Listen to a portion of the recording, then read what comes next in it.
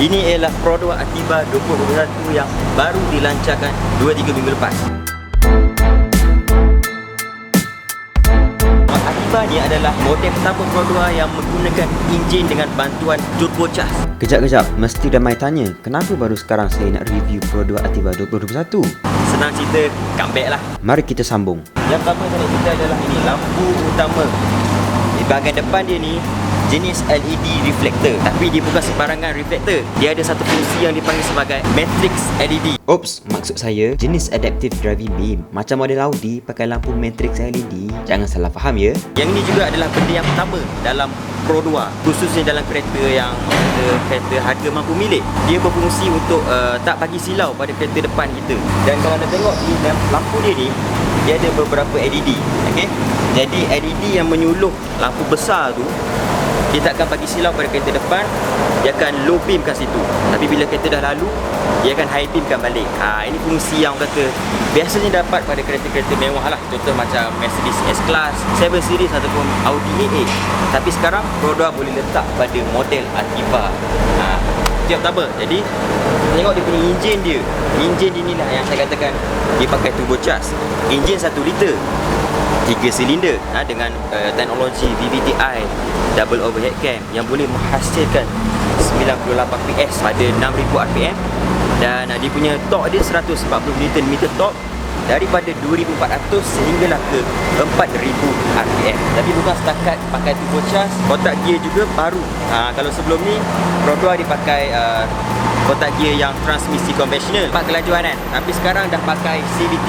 Tapi dia tak panggil CVT, dia panggil DCVT.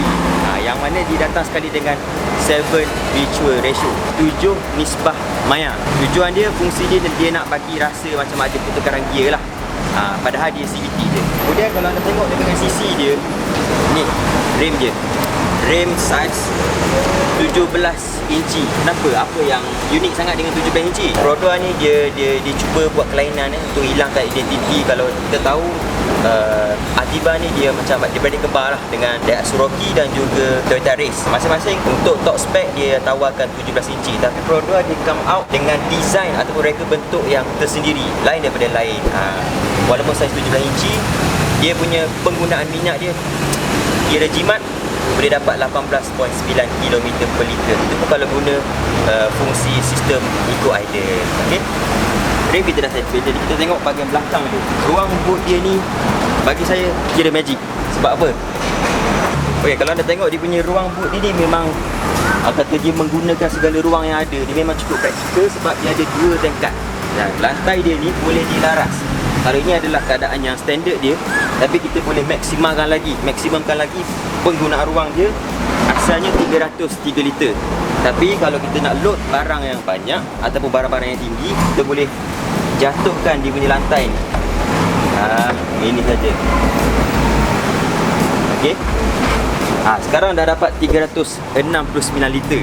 Tapi walaupun dia guna ruang yang ada bawah ni, tayar ganti dia tetap ada dan saiz penuh. Dia tak letak yang space saver punya tayar. Okey. Itu ruang boot kita dah selesai. Kita masuk bahagian dalam itu.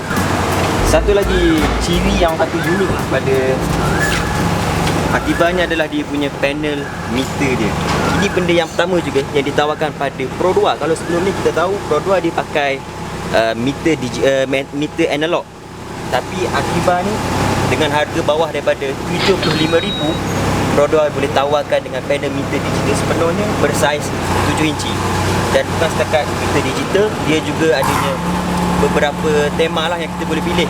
Ikut cita rasa kita, ikut mood kita nak pakai yang jenis macam mana. Tapi dari segi itu ada juga orang kata bab resolusi dia tidaklah setajam mana, tapi padan dengan harga yang ditawarkan. Bukan senang nak dapat panel meter digital sepenuhnya. Kereta yang 200,000 pun belum tentu menawarkan meter digital sepenuh. Dua lagi poin bonus saya nak highlightkan adalah di sini. Kalau anda tengok dia punya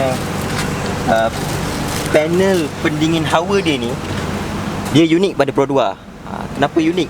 Sebab kalau pada model Daihatsu Rocky, dia tawarkan 2 jenis pilihan ikut pada spek lah. Ada yang panel manual, ada yang panel digital. Tapi pada Pro 2 dia menawarkan ke semua variant, semua panel adalah digital. Tapi dia tak ada fungsi auto. Tapi digantikan dengan satu fungsi ni. Yang ni kalau anda tengok dekat-dekat, dia adanya button ataupun butang M1, M2 ni, dia fungsi memory. Jadi kita boleh setkan macam mana. Kalau M1 mungkin kita nak set pada waktu pagi atau tengah hari, panas, blower kuat. M2 kita set memory dia slow sikit pada malam. Jadi kita boleh tekan saja tanpa perlu laraskan banyak kali. Itu yang satu. Satu lagi adalah ini. Bonus dia adalah di sini. Di bahagian tengah konsol ni adanya butang lock dan unlock. Pada model Daihatsu Rocky tak ada fungsi ni. Tapi pada Pro 2 diletak. Orang kata tambah baiklah pada model Ativa ni. Jadi itulah dia. Orang kata ciri-ciri yang unik ada pada Ativa. Benda yang baru, benda yang sebelum ni tak ada, dan benda yang tambah baik lah, orang kata advance pada model Ativa. Itu saja daripada saya. Terima kasih ya tengok sampai habis. Beres. Ya.